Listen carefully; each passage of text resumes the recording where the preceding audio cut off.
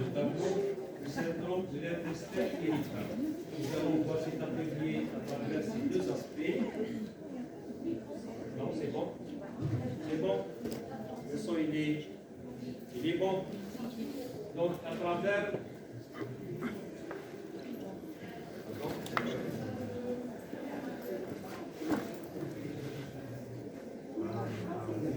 Et ensuite, l'aspect pratique à travers un QCM et quelques cas cliniques.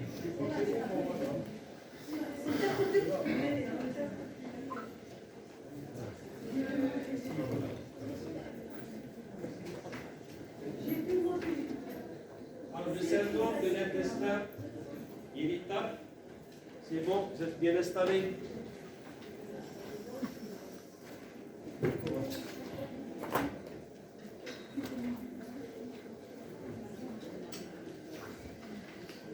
Le syndrome de l'intestin irritable, le partie intégrante des troubles fonctionnels digestifs, désigne un ensemble de symptômes digestifs chroniques, là c'est chronique, en l'absence de pathologie organique sous-jacente et dont le principal symptôme est la douleur abdominale. Le syndrome de l'intestin irritable peut considérablement altérer la qualité de vie des patients en dépit de sa bénignité. C'est un syndrome, c'est une maladie tout à fait bénigne, mais dont les répercussions sur un plan psychologique, social, peuvent être considérables. De plus, la chronicité des symptômes associés à l'absence actuelle de traitement curatif engendre des dépenses de santé non négligeables et un retentissement économique majeur à travers les arrêts de travail, l'absentéisme et tout le reste. Il constitue donc un problème de santé publique à part entière. Alors, la définition, elle est simple.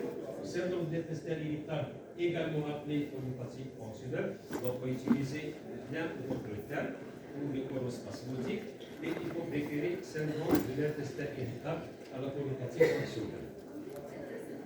Il est associé à des degrés divers, douleur abdominale, ballonnement intestinal, troubles du transit. Ce sont les trois principaux symptômes du syndrome de l'intestin irritable. La douleur, le ballonnement et le trouble de transit qui peuvent être une diarrhée ou une constipation. Notons tout de suite que les vomissements ne font pas partie du syndrome de l'intestin irritable. Vous voyez souvent des malades en consultation qui se plaignent des vomissements, puis vous dites les vomissements ne font pas partie du syndrome de l'intestin irritable. Le syndrome de l'intestin irritable ne fait pas vomir. Si le patient vomit, il faut rechercher autre chose. Une colique hépatique, une bronchiolite aiguë, une appendicite aiguë, une intoxication médicamenteuse, une gastroentérite aiguë, un samplant gastrique, une colique débritique. Donc le syndrome de l'intestin irritable, en général, ne fait pas vomir. Il n'y a pas de vomissement pour le syndrome de l'intestin irritable. Les trois symptômes principaux sont la douleur abdominale, le ballonnement abdominal et les troubles de transit. Le diagnostic du syndrome de l'intestin irritable est donc un diagnostic d'interrogatoire, diagnostic clinique. Il n'y a pas de marqueur biologique ou radiologique pour définir le syndrome de l'intestin irritable. Alors, le syndrome de l'intestin il est défini selon les critères de rang 4. Il y a eu des critères de rang 1, 2, 3. Maintenant, nous sommes aux critères de rang 4 qui ont été établis en 2016. Alors, les critères de rang 4 associent une douleur abdominale chronique, ça c'est important. La diagnostic est clinique, et j'insiste là. Il faut une douleur abdominale chronique, c'est le même symptôme, d'accord, indispensable au diagnostic, au moins une fois par semaine, c'est que le malade souffre au moins une fois par semaine, durant les 3 derniers mois, associés avec au moins deux des symptômes suivants. Donc, principal symptôme, c'est la douleur. Il faut que le patient souffre au moins une fois par jour, mais une fois par semaine, pendant au moins 3 mois, pour dire que le patient est porteur, est atteint du syndrome de l'intestin irritable. À cette douleur s'associe d'abord un rapport avec la défécation, c'est-à-dire que la douleur ou le ballonnement abdominal sont améliorés par l'émission de gaz et associés avec une modification de l'aspect ou du transit intestinal, soit à type de diarrhée ou de constipation. Donc, pour résumer, donc ces douleurs abdominales qui mettent un symptôme, qui a un rapport direct avec la défécation et qui s'associe soit à une diarrhée ou à une constipation. Et là, on distingue essentiellement, principalement, deux types de syndrome d'intestin irritable, selon que prédomine la diarrhée ou la constipation. Donc, il y a douleur abdominale, plus syndrome d'intestin irritable, douleur plus constipation, douleur plus diarrhée, ou mixte, à prédominance, donc de diarrhée ou de constipation, ou mixte, ce qui est associé à la fois la diarrhée et la constipation. Voilà. Donc, on a des types de syndrome IBS, c'est pour le stands for Irritable Bowel Syndrome, syndrome de l'intestin irritable, c'est l'acronyme de l'appellation anglo-saxonne, IBS. Donc, on a le syndrome de l'intestin irritable avec diarrhée, syndrome de l'intestin irritable avec constipation, syndrome de l'intestin irritable mixte à prédominance alternant diarrhée ou constipation. C'est bon? Alors, peu près l'épidémiologie du syndrome de défaut clinique, du syndrome de l'intestin irritable, vous voyez bien que la forme qui est associée alternance diarrhée constipation, c'est la forme la plus fréquente, prédominante. 39% des patients présentent cet aspect-là, 27% avec diarrhée, 34% avec constipation. Donc, c'est bon? Alors, l'épidémio, il est plus fréquent, le syndrome de l'intestin irritable est plus fréquent de la 3e ou 4e décennie d'âge, c'est 30-40 ans. En général, les patients dans l'âge se situent entre 30 et 40 ans. Au-delà de 50 ans, c'est rare. Au-delà de 50 ans, il faut revoir le diagnostic et penser à autre chose concernant le syndrome de l'intestin irritable. Donc la tranche d'âge est importante à connaître. Et c'est deux fois plus souvent fréquent chez l'homme que chez la femme, et environ 5% de la population occidentale, mais je pense que cette fréquence elle est sous-estimée, on comptait peut-être 10 à 15%, puisque la majorité des patients ne consultent pas. Environ 5 à 7% des consultations de ces générales, peut-être un peu plus, et 20-30% chez le spécialiste. Mais la majorité des patients ne cherchent pas de soins médicaux. Période d'accalmie plus ou moins longue entre le coupé et le poussé. Donc c'est une maladie qui est chronique avec des évolutions par poussée. Alors la physiopathe du syndrome de l'intestin irritable, on va la passer rapidement parce qu'elle est très compliquée et mixofactorielle. Elle a associé une hypersensibilité viscérale, une perméabilité paracellulaire, le rôle délétère du microbiote et les troubles psychologiques souvent en premier. Alors la clinique, donc, vous n'êtes pas obligé de. Je vous laisse mettre soit la page Facebook, vous commencez les technologies, vous pouvez un petit peu télécharger abonnez. Alors, la présentation, donc, uniquement, syndrome d'intestin irritable est souvent riche, avec une importante variété de symptômes, incluant des manifestations digestives et extra-digestives. Alors que la douleur abdominale et les modifications du transit sont constantes, le ballonnement intestinal représente un des signes associés les plus fréquents. Souvent, le patient il consulte pour douleur pour ballonnement abdominal. يقول لك حكيم كرشينا ديما متسابخه. Alors la douleur abdominale elle est chronique, à type de spasme, diffuse, matinal ou post-prandial. Mais jamais, enfin presque, rarement nocturne. Le caractère nocturne doit faire rechercher une pathologie organique. Évolue par crise et soulagé par les gaz et les sels, c'est un symptôme, c'est un caractéristique fondamental de la douleur abdominale de l'intestin, du syndrome de l'intestin irritable et du ballonnement qui sont soulagés par les sels et les gaz. Et sont majorés par le stress. Le ballonnement abdominal, deuxième motif de consultation de ces patients, la fréquence du ballonnement intestinal dans le syndrome de l'intestin irritable pourrait éventuellement lui permettre d'intégrer les futurs critères de ce syndrome. On a dit que la définition, il y a la douleur, il y a la diarrhée, il y a la constipation, mais on ne parle pas il n'y a pas de ballonnement. Bien que le ballonnement soit extrêmement fréquent et souvent le principal motif de consultation.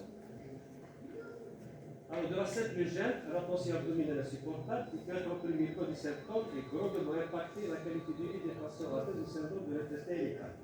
Même si l'abdomen peut paradoxalement là, à l'examen clinique, cette sensation d'excès de gaz empêche très fréquemment le cours de traitement serré. Comme la douleur, les ballonnements sont parfois soulagés par l'émission de gaz et de sel. C'est une caractéristique fondamentale qu'il faudrait systématiquement chercher à l'interrogatoire pour poser le diagnostic du syndrome de l'intestin irritable.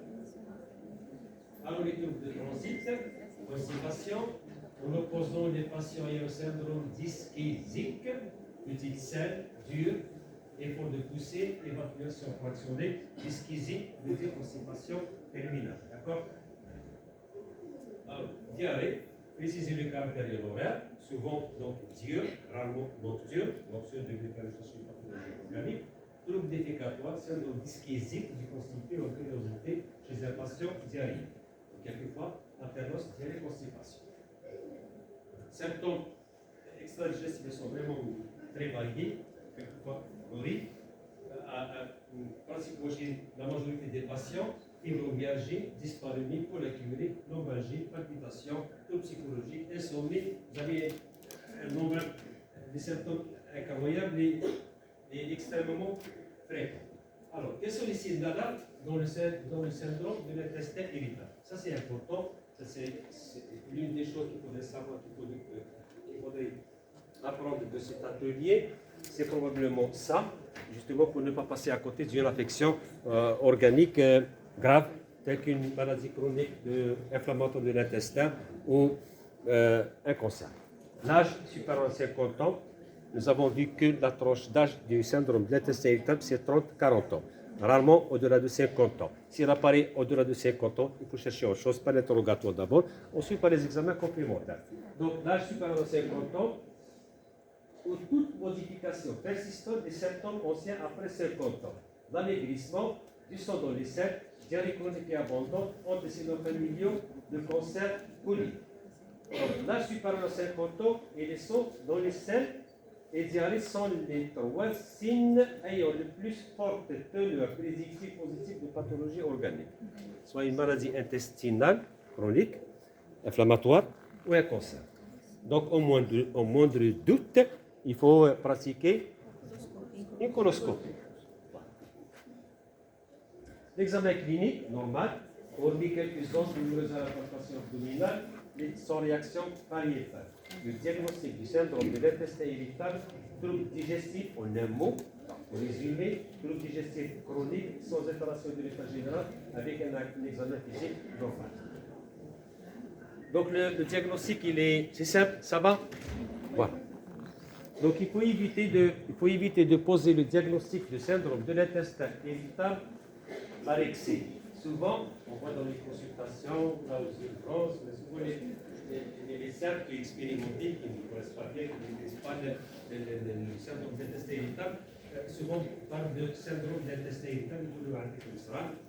J'ai pour un petit combat gastrique, pour une petite diarrhée d'origine infectieuse ou alimentaire, ou les cette douleur, ou les cette ballonnement, il faut là avec le SRAM. Donc, le SRAM, par conception, c'est un syndrome de l'intestin irritable. Il faut être très rigoureux, il exiger les critères dont on a parlé tout à l'heure. D'accord?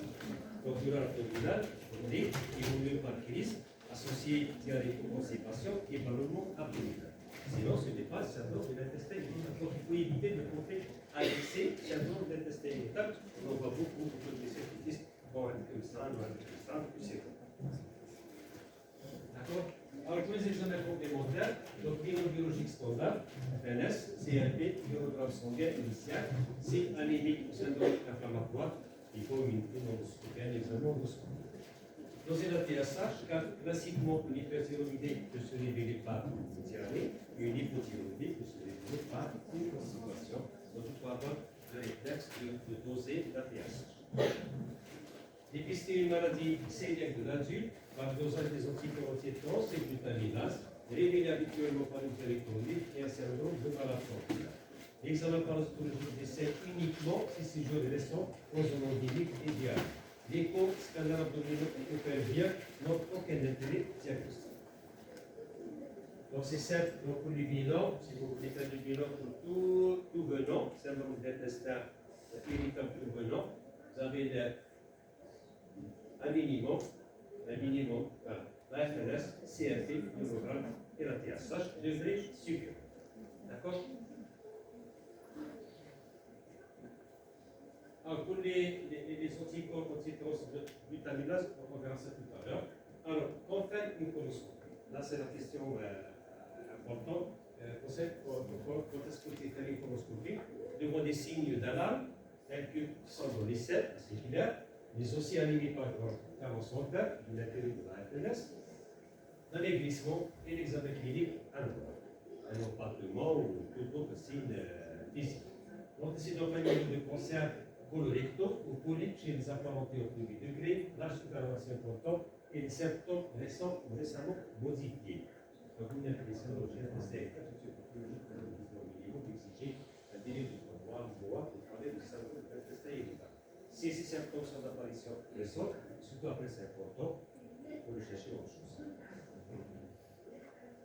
Alors, syndrome d'intestin irritable et anticorps de la maladie cœliaque.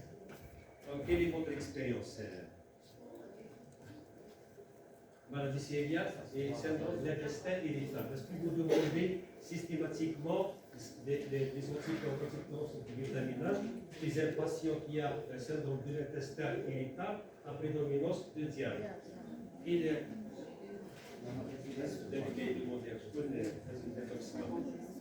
Syndrome d'intestin irritable à prédominance diarrhée ou alternance diarrhée-constipation plus anticorps anti-transglutaminase. Est-ce que vous les demandez? Bon. Alors, plusieurs travaux, ça c'est important, plusieurs travaux ont observé une prévalence augmentée de la maladie cœliaque chez les patients ayant un tableau de syndrome d'intestin irritable selon les critères de Rome par rapport au sujet normaux. Certains auteurs recommandent de rechercher systématiquement les anticorps de la maladie cœliaque au cas de syndrome de l'intestin irritable selon les critères de Rome. Ça peut paraître un petit peu exagéré. Il n'y a pas de consensus complet sur cette attitude. Cette recherche doit être évoquée au cas par cas selon les cibles. Moi, personnellement, je les donne systématiquement. Les anticorps anti-transglutaminase, surtout dans le cas du syndrome d'intestin irritable à prédominance de diarrhée. Il faut le faire et vous serez étonné du nombre important des cas que vous allez découvrir. Et le réflexe simple de doser les anticorps transglutaminase, vous allez trouver un grand nombre de maladies cœliaques, surtout quand il y associé une diarrhée. Et puis, c'est un bilan statistique couramment dans le pratique du laboratoire et qui n'est pas coûteux. Je crois qu'il coûte à peu près 2000 dinars. Donc, c'est pas beaucoup. Donc, c'est pas cher, c'est fiable, c'est pas cher et disponible. Les modules, oui, les modules, uniquement l'identification, c'est uniquement l'identification du concept les anticorps anti-transglutaminase, moi je vous encourage à les doser systématiquement chez un malade et à un syndrome d'intestin irritable après les diagnostics. Moi je fais pour un petit peu la gastrite digestive pour le donner les anticorps anti-transglutaminase. Et quelqu'un qui souffre depuis des mois, a fortiori s'il a une diarrhée, il faut lui doser les anticorps anti-transglutaminase. C'est un bilan, un examen qui est disponible, qui n'est pas cher et qui est fiable. D'accord? Moi, je le fais systématiquement. Et j'en trouve des cas de maladie cœliaque.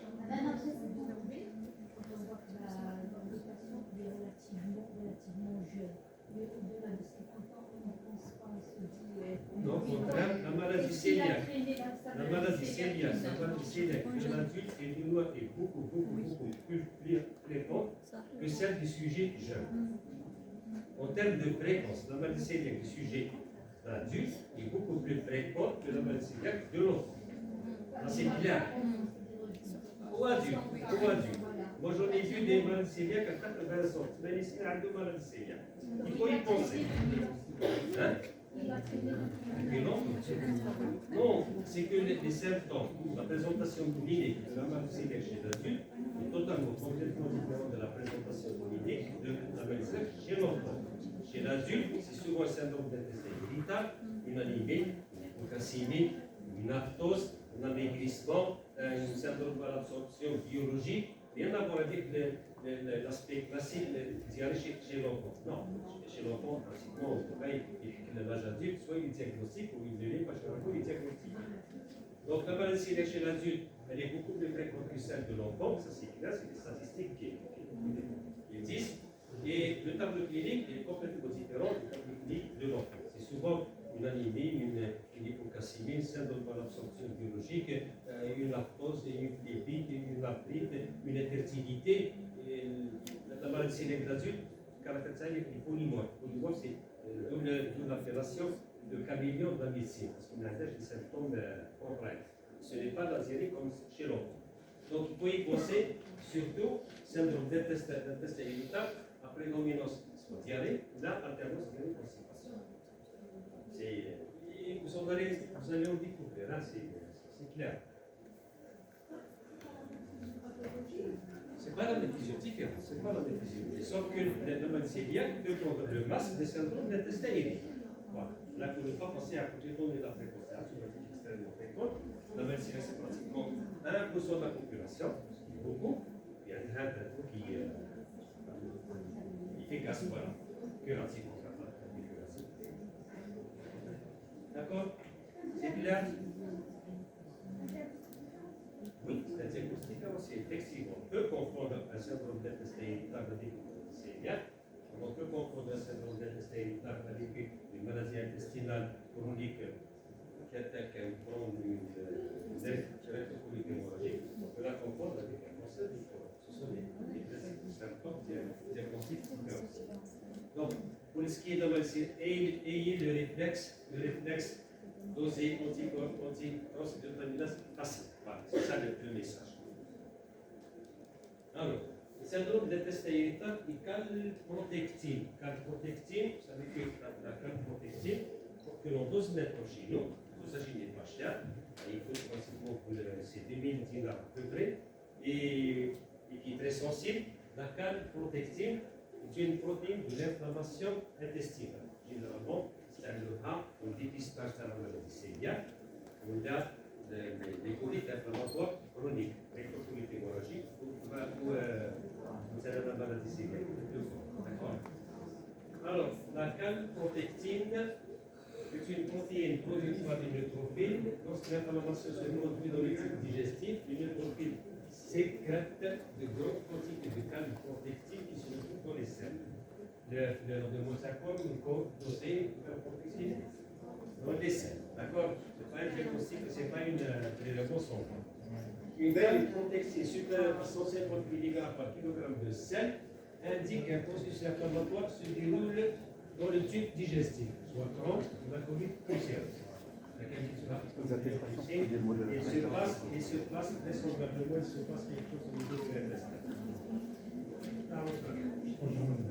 Ça va?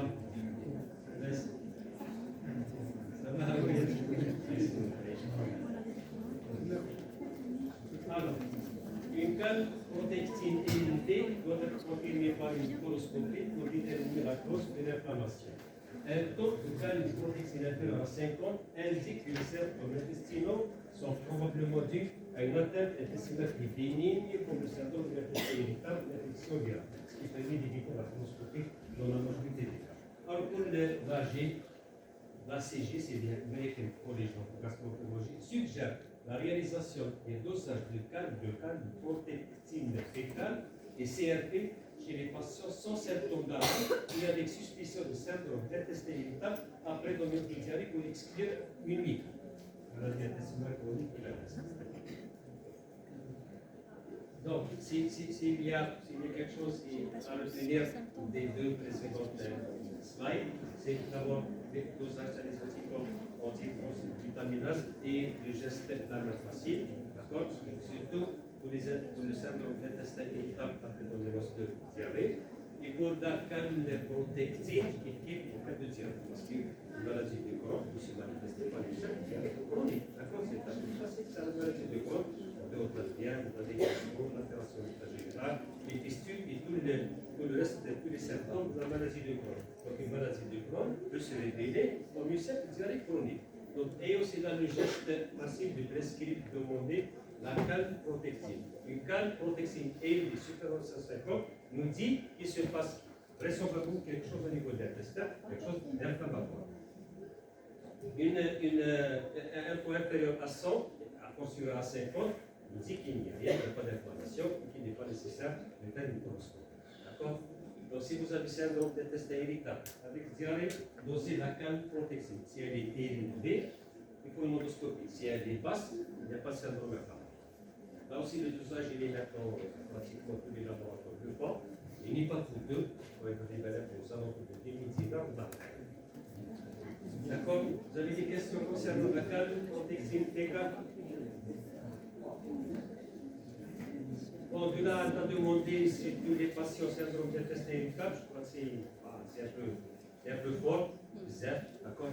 Mais il faut la réserver pour les maladies endothéliques chroniques, vraiment importantes. Et là, vous avez constipation, beaucoup moins. La CRP est beaucoup moins fiable.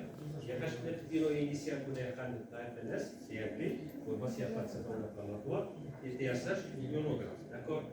Là, la CRP pour le diagnostic, pour le dépistage d'une maladie inflammatoire au niveau de l'intestin, elle est beaucoup moins performante que la canne protectine fécale. Préférez la canne protectine fécale de la CRP. D'accord? C'est bon? Des questions concernant la maladie cœliaque, les osteoporosis, les et la canne protectine?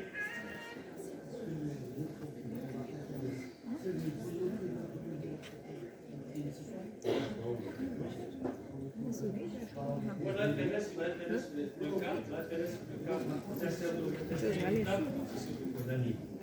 Pour les toxines, donc, au niveau de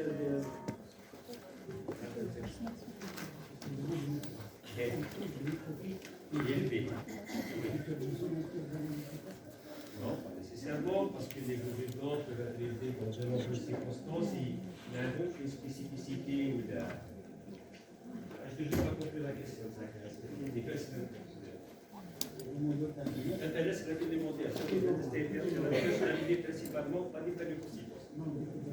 Et le coup de l'OMK, je peux corrompre la réponse hémorragique qui concerne la maladie cœliaque, syndrome d'intestin irritable. Ce n'est pas un critère important. L'ionogramme, c'est l'hypocalémie. L'hypocalémie, essentiellement, qui peut donner une constipation. Essentiellement, l'ionogramme. Dès qu'il y a un autre prescrit, voilà. Alors, هذه حاجة مهمة بزاف في غاية الأهمية. Attention à ne pas attribuer des symptômes à des anomalies morphologiques de découverte fortuite, l'ithiase diverticule. Je crois que حتى l'exploration démographique, il y a beaucoup de maladies opérées d'ithiase vésiculaire, alors qu'elles étaient totalement, complètement asymptomatiques. Donc il ne faut pas attribuer des diagnostics au syndrome de l'intestin irritable. Et attention à la prescription des examens complémentaires. Le coup peut être élevé, il y a aussi le traitement angoissant, aussi pour le décès que pour le patient.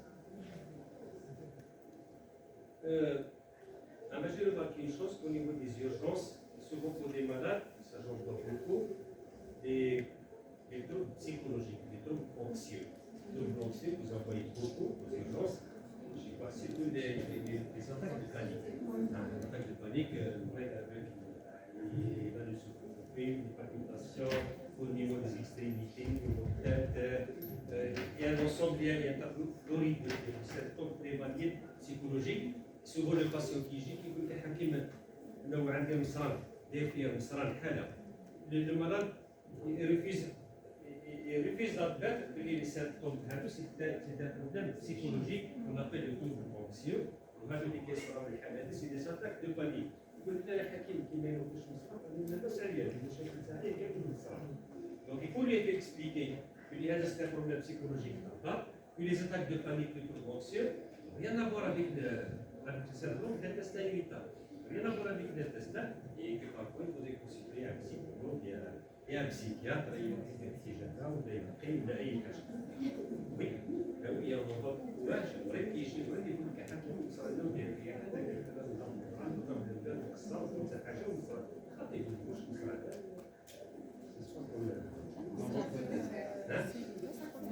Il n'y a que les symptômes psychologiques qui existent, le syndrome d'irritabilité. Au stade où par exemple, il s'effondre, les palpitations. C'est-à-dire, le message que les symptômes sont rattachés, aussi divers soient-ils, sont rattachés au message que c'est pas voilà. Donc il faut savoir faire des joueurs qui veulent que l'on va beaucoup. Des lombages, il y a des lombages, il y a un service de gelée, il y a un lombage,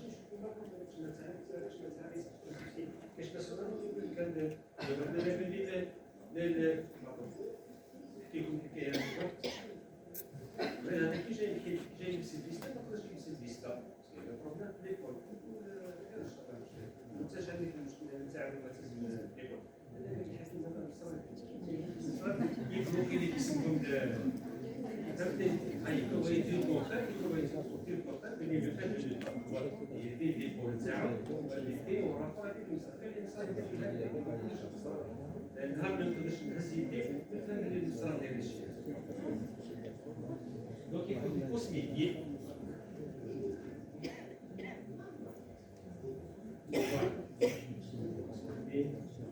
Voilà. Bon, ça c'est difficile.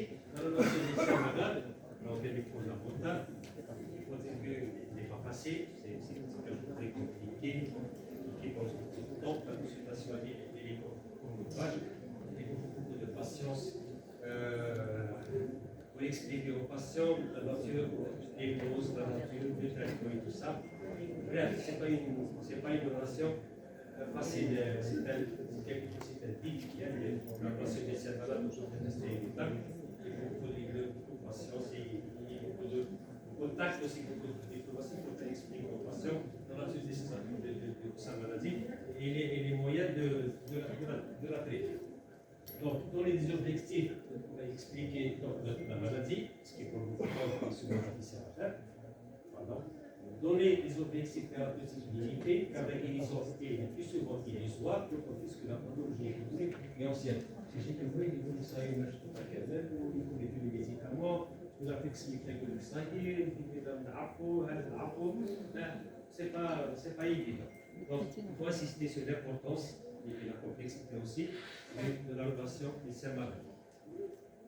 Un médecin, il va expliquer dermatologue, ou je dermatologue, c'est le cholestérol. C'est des grands noms de la dermatologie française. Il a dit une fois, je préfère voir entrer dans mon cabinet un tigre et l'affronter que de voir entrer dans mon cabinet un patient atteint d'urticaire chronique. L'urticaire chronique est un des gros défis de la dermatologie. C'est rare que tu gagnes avec le diagnostic. Et moi je dirais, je préfère voir entrer dans mon cabinet un tigre et l'affronter que de voir entrer dans mon cabinet un sujet atteint de syndrome de l'intestin irritable. Là, c'est un peu exagéré, mais il faut vous dire que ce n'est pas facile de prendre en charge un malade atteint de syndrome de l'intestin irritable. Et qu'il faut aussi beaucoup de patience et d'application et de courage. Alors, les mesures diététiques, donc aucun régime n'est efficace, quelquefois il faut laisser le malade décider de lui-même de ce qui convient, de ce qui ne lui convient pas, comme on dit, et le cas, un régime habituel. Donc il ne faut pas qu'il soit trop restrictif, donc il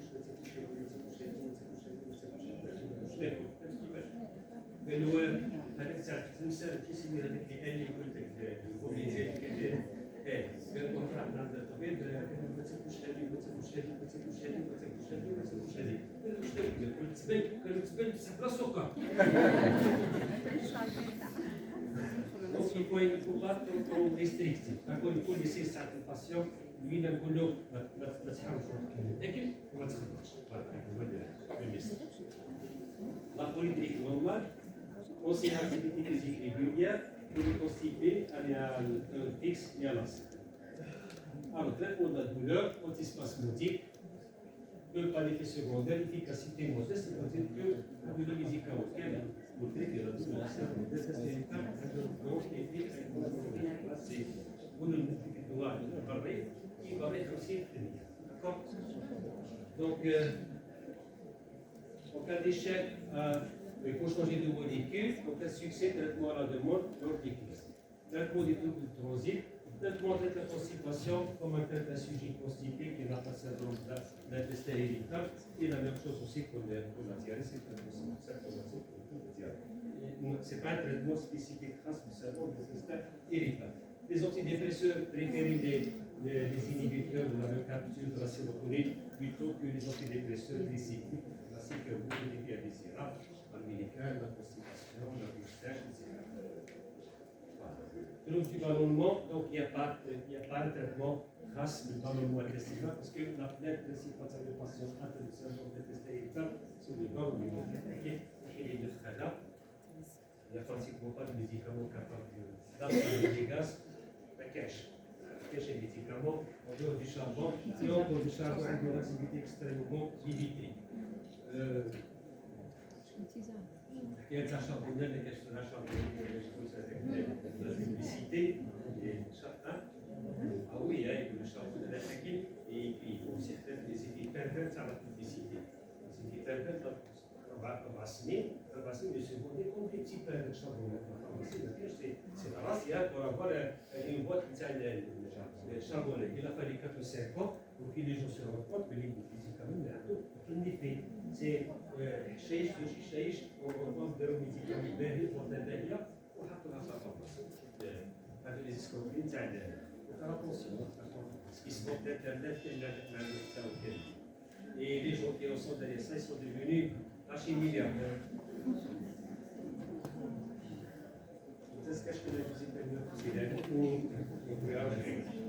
Voilà, médicaments agissant sur les microbiotiques correspondent à des micro-organismes ingérés vivants et ont pour but de restaurer la valeur médicinale. L'effet il est mal évalué et l'efficacité de ça, elle est modeste, mais ça vaut la peine de les essayer pour ça. Parce que là, la partie théorique de l'atelier est un peu long et beaucoup de patience. Alors, parmi les signes suivants, un seul n'est pas compatible avec le diagnostic du syndrome de l'intestin irritable. Amaigrissement, constipation, diarrhée, ballonnement abdominal. Voilà, toute altération de l'état général doit inviter chez le colopathe à une révision du diagnostic et à la recherche d'une maladie associée. Chez les patients atteints d'une colopathie fonctionnelle ou syndrome d'intestin irritable, mais préférez l'appellation syndrome d'intestin irritable, certains aliments doivent être plus en quantité limitée car souvent mal tolérés. Lesquels? Légumes secs, épices, boissons chaudes, du chou. Les épices,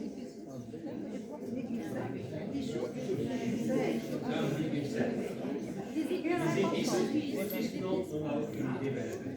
C'est contre la toxicité hémorroïdaire. Donc, EPC maladie hémorroïdaire, pratiquement sur un plan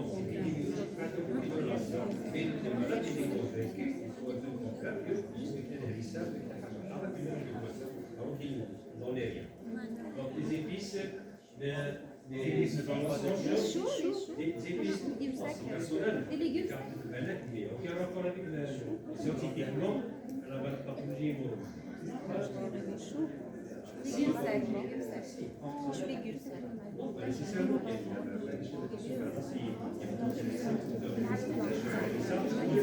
a les épices en général, c'est seulement. Donc voilà. Les modèles ce sont des aliments riches en alimentaires. Et notamment du sang cependant être utile dans le traitement des troubles fonctionnels intestinaux avec constipation. Le sang doit être introduit progressivement. Le sang, c'est bon, il est responsable de ballon. Alors, parmi les signes physiques suivants, indiquent ceux que l'on peut trouver à l'examen clinique chez un patient atteint du syndrome d'intestin irritable. Tuméfaction ferme de la fossile droite. Bien sûr que c'est bon, tuméfaction c'est indicible, plasmaticulaire, c'est tumorale. Douleur de la face latérale du rectum, non, ça c'est l'appendicite aussi, d'accord. Et empattement épigastrique, là aussi c'est probablement hypocréatique, un problème vésiculaire. Douleur, donc cordon douloureux en bas et en dedans au niveau de la du flanc et de la fosse iliaque gauche.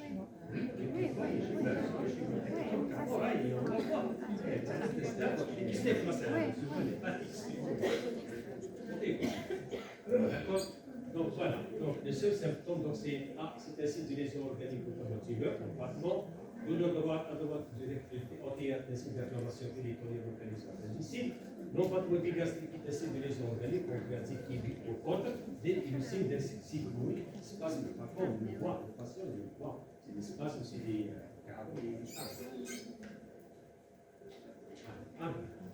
L'intégrité du côlon au cours de constipation fonctionnelle peut être affirmée sur les résultats de coloscopie totale, la modalité, scanner abdominal, manométrie,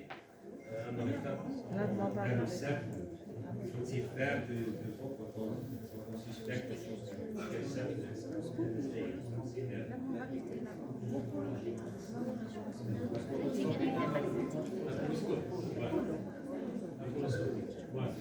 les impatients consultant pour des douleurs de la fossilière à gauche, les ballonnements et constipation, on retiendra en faveur d'une colopathie fonctionnelle l'apparition des sons de symptômes. Non, ça c'est important. B. La sédation des douleurs des ballonnements par l'émission de gaz, c'est une caractéristique importante, fondamentale de la douleur et du ballonnement. La présence d'hémorroïdes à l'examen de la marche anale. Non, prénom, mais. Vous écrivez non, prénom, mais. Pas vite de prénom. Le déclenchement postprandial du ballonnement, oui.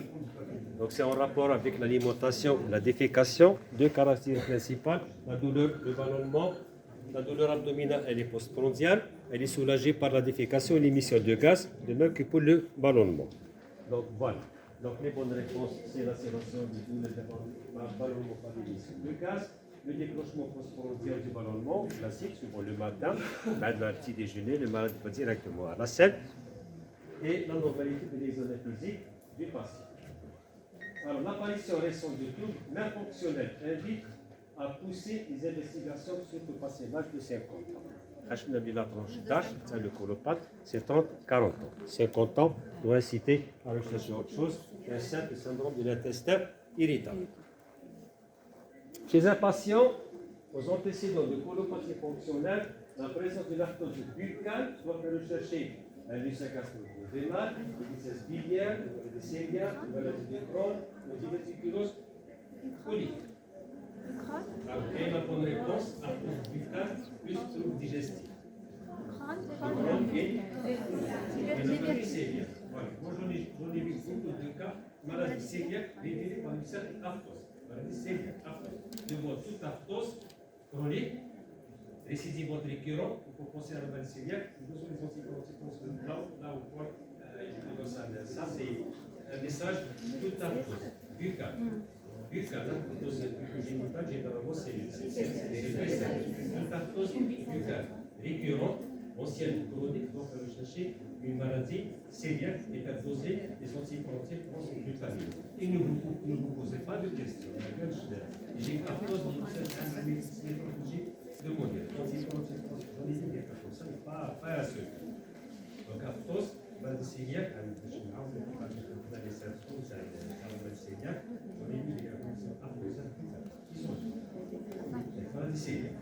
L'arthrose, c'est une maladie cœliaque, c'est le corps, c'est la carence en vitamine B12, principalement.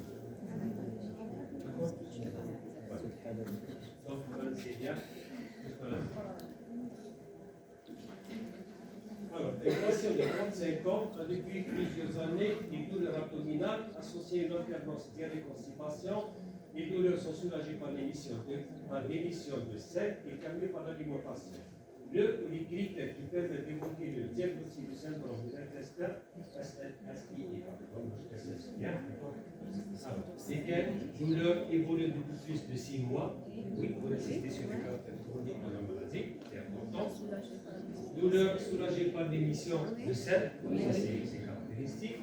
Douleurs associées à une modification de la consistance des selles, là aussi. Douleurs à type de brûlure, non, pas forcément. Douleur calmée par la prise alimentaire, non, pas forcément. Il est plus du sel que voilà. Parfait. Ça c'est un peu plus long. Alors, un patient de 40 ans me consulte pour douleur abdominale. Je ne sais plus où je dois me placer pour l'air. Peut-être ici, hein? Voilà.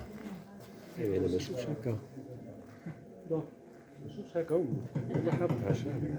Tu peux utiliser le micro si tu veux. Non, là, ça va, la voix est forte, non? Moi, le ténor. Le ténor. Voilà. Alors. Ah oui, hein? Voilà. Allez. Alors, un patient de 40 ans, là c'est mieux? Oui, de 40 ans, consulte pour douleur abdominale et ballonnement soulagé par l'émission des selles.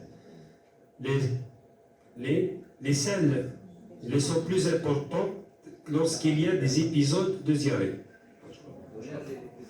Soit environ une fois par semaine. Les symptômes sont apparus il y a 15 ans au retour d'un voyage en Thaïlande. Les douleurs sont calmées par les antispasmodiques. Sur le plan familial, son père a été opéré d'un cancer du côlon à l'âge de 45 ans. Ce patient n'a pas d'antécédent personnel et l'examen clinique est normal. Quel est ou quels sont ou les arguments qui vous incitent à proposer une coloscopie? Alors, l'ancienneté des symptômes? Non. Les antécédents familiaux de cancer colique? Oui. La survenue des symptômes au découle d'un voyage? Non. Le soulagement des douleurs par les antispasmodiques? Le ballonnement abdominal? Il faut noter que souvent le syndrome de l'intestin irritable apparaît un épisode de gastroentérite aiguë. 10 à 15% des syndromes de l'intestin se voient après un épisode de gastroentérite aiguë. Voilà, donc c'est les antécédents familiaux de cancer qui doivent faire pratiquer une coloscopie. Alors, une patiente de 50 ans présente des douleurs abdominales avec alternance diarrhée-constipation depuis plusieurs années. Elle a eu à 2 reprises 2 épisodes d'électroragie. Il y a 6 ans, mais plus depuis. Et plus depuis. Il n'y a pas de perte de poids. Elle a eu 2 coloscopies. La première, il y a 6 ans. Voilà, a permis l'exérèse d'un polype adénomateux. La seconde réalisée l'année dernière était normale. L'examen clinique est normal.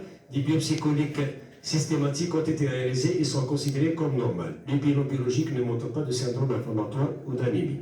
Alors, quels sont les arguments en faveur du syndrome de l'intestin irritable? La présence d'un polype adénomateux en coloscopie, la normalité des biopsies coliques, l'âge de 50 ans, la normalité de l'examen clinique, la durée d'évolution des symptômes.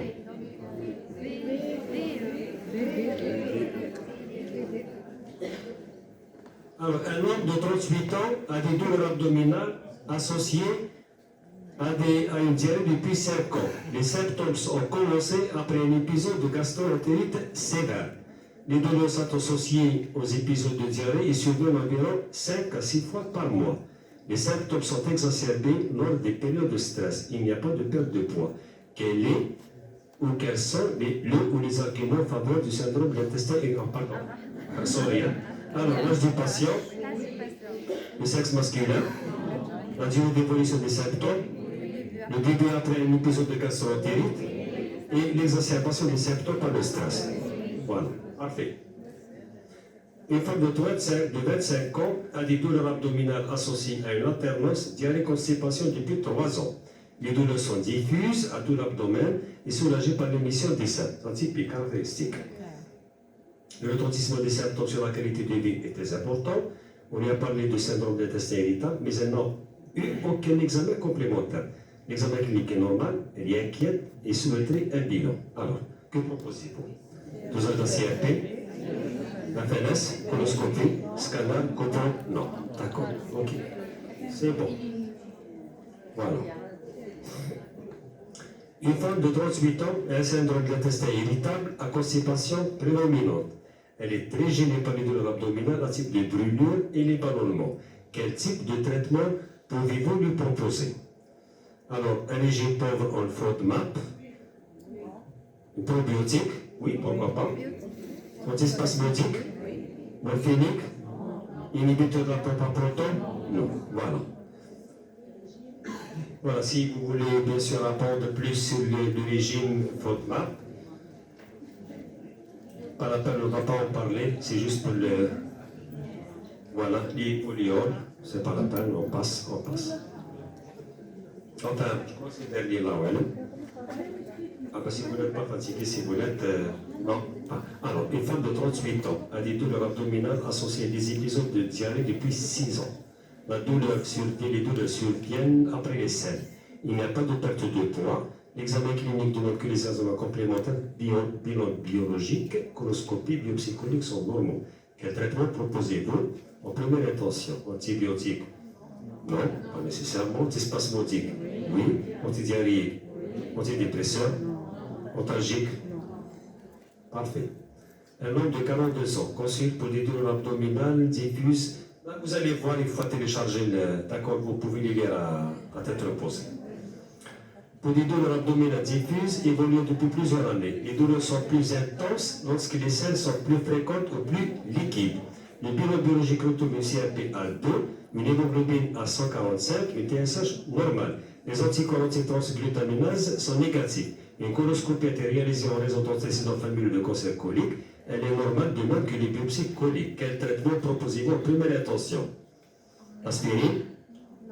Corticoïde? Antidiarrhéique? Antispasmodique? Probiotique? Pourquoi pas? Voilà. Alors, la clinique, c'est moi qui l'ai rédigé. Moi, je l'ai comme un résumé sur le syndrome de l'intestin irritable. Alors, MG, âgé de 49 ans, cadre supérieur dans une administration, l'âge déjà 49 ans, limite, hein? D'accord? Vous consulte pour une diarrhée évolue depuis plus de 3 mois. Ça, il résume à peu près tout ce que nous avons dit. D'accord? Voilà un synopsis de tout ce qui a été dit.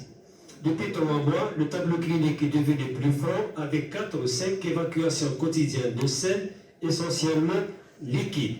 La première survient le matin, dès le réveil, imposant un lever rapide du fait de la périllosité du besoin. La deuxième survient habituellement après le petit déjeuner. Les autres sont répartis au cours de la journée, essentiellement après le repas. Ils présentent par ailleurs des douleurs abdominales diffuses, intermittentes, pratiquement toujours soulagées par une évacuation des selles. Il rapporte des épisodes diarrhéiques qu'il rattache aux soucis induits par sa nouvelle fonction. Il n'a pas maigri, il produit le pyramide en cas de réunion importante ou lorsqu'il se déplace. Il n'a aucun antécédent familial de cancer digestif, pas de sang dans les selles. Au cours de ces derniers mois, il n'a eu ni fièvre ni évacuation glaireuse. L'examen clinique serait bien normal. La pratique, il résume tout ce que nous avons. Alors, sur quel argument évoquer une pathologie fonctionnelle? La chronicité des troubles apparus il y a environ 6 mois.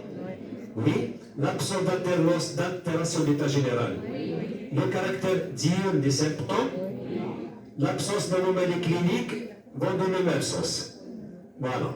Alors, quels sont les signes en faveur de l'origine motrice de la diarrhée? Saine sans volontiers matinale et postprandiale. Oui.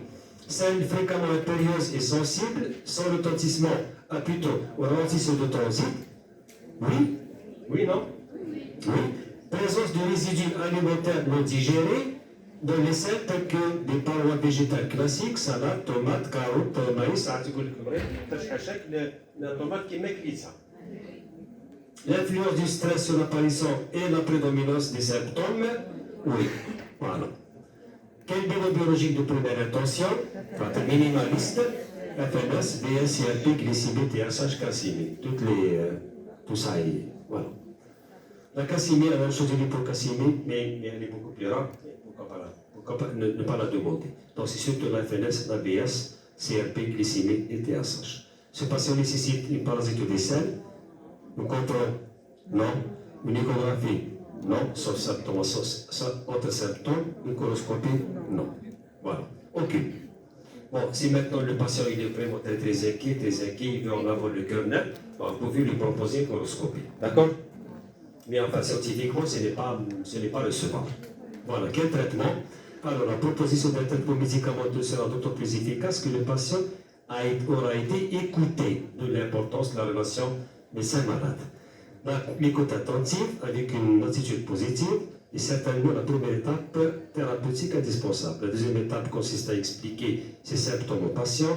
La troisième étape sera de le rassurer sur l'absence d'organicité de ces symptômes. Et enfin, la dernière étape sera la prescription. Différents antibiotiques peuvent être proposés, argile, souvent on se rabat sur l'opéramide. Cette thérapeutique doit toujours être évaluée à court terme afin de s'assurer de l'efficacité au long du traitement prescrit. Quel régime alimentaire? Dans le cadre d'une diète alimentaire, les patients favorisent habituellement un régime pauvre en résidus, ils le savent déjà. Il convient de les conforter dans cette attitude si ce régime n'est pas trop déséquilibré. Il semble nécessaire de conserver une alimentation aussi variée que possible. كما قلت لكم ما تحرمش روحك من الاكل وما تخبطش.